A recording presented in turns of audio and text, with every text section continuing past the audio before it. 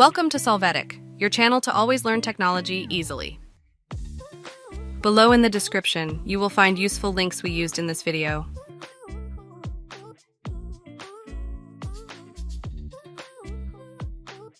Today in Solvetic, we will see how to track mobile with the Gmail account. To start, open Gmail. Here, click on your profile and then click on Manage your Google account.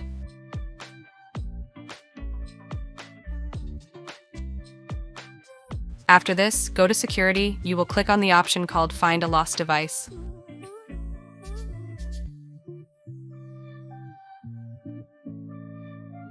It is important that you know that the Gmail account must be active on the mobile.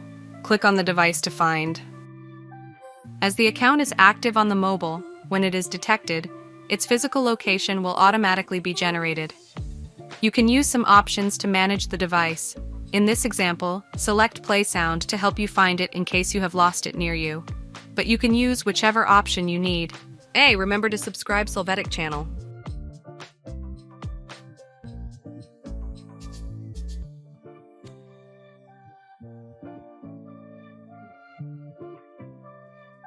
We hope it has been helpful for you.